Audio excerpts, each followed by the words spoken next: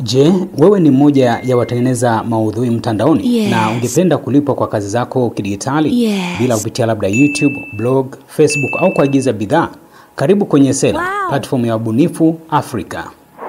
Hii leo sehemu ya kwanza mfululizo wa Tumia Sela, fursa kwa content creator wa Tanzania na Afrika kwa ujumla. Leo nataka nikuelekeze kwa kifupi kuhusiana na Sela ni nini, inafanyaje kazi na kwa nini inaweza kukusaidia wewe kama mbunifu, mtengeneza maudhui, mtayarishaji wa maudhui mbalimbali na ukaweza kujiongezea kipato.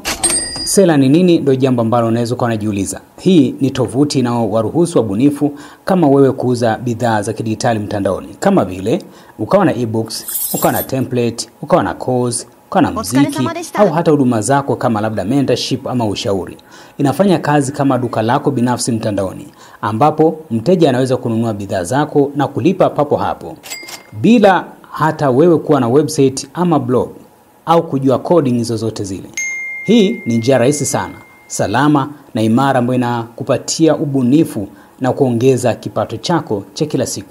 Hatua ya kwanza, unapaswa kufungua akaunti yako bure kabisa kwenye mtandao wa sela.com.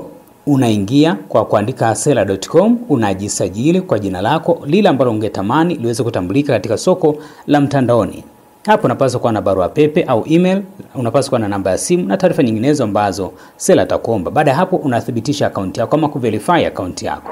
Ukishamaliza, moja kwa moja utaingia kwenye dashboard ya sela.com, ambako hapa sasa unaweza kujaza ama kuongeza taarifa nyinginezo mbalimbali, ikiwemo taarifa zako binafsi pamoja na taarifa za malipo ili kuweza kupokea pesa.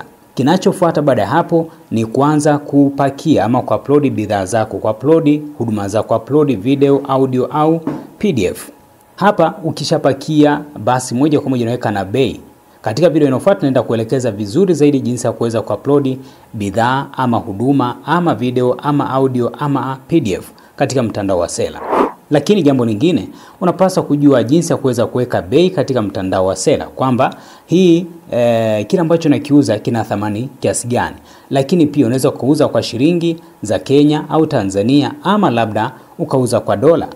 Na hapa una nafasi ya kuweza kuweka punguzo la bidhaa zako. Kama labda unauza vitabu, unauza course, unauza mafunzo fulani, basi hapo unaweza kuweka punguzo la watu kadhaa.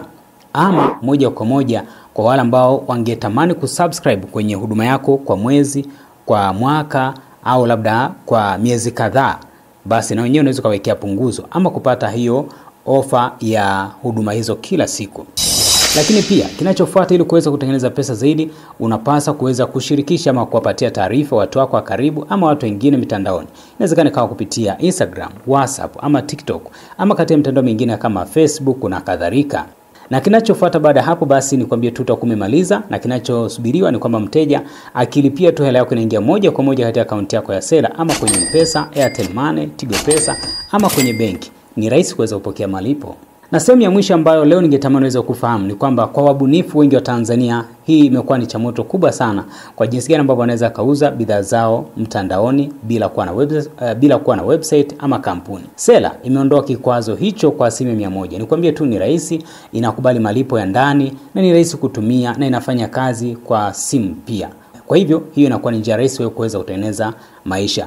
Haijalishi kama wewe ni mwandishi wa habari ama haijalishi wewe ni mtunzi ama ni podcaster ama msanii ama graphic design au kocha ama mkufunzi wa mafunzo mbalimbali online, unaweza kutumia Sela kupata kipato halali na endelevu maisha yako yote. Nini ufanye kwa sasa hivi? Nikwambie tu fanya kitu kimoja, ingia kwenye Sela, jisajili. Hatua inayofuata basi hakikisha umejaza taarifa zako muhimu, ikiwemo akaunti yako ya kupokelea pesa, lakini pia ni jinsi ya kuweza kufanya discount kwenye bidhaa. Na kinachofuata baada hapo ni kuweza kusubiri jinsi ya kuweza kuupload bidhaa ambazo nimekuambia utaweza kuupload katika video inayofuata. Hii ni Henry Talks. Endelea kutufuatilia.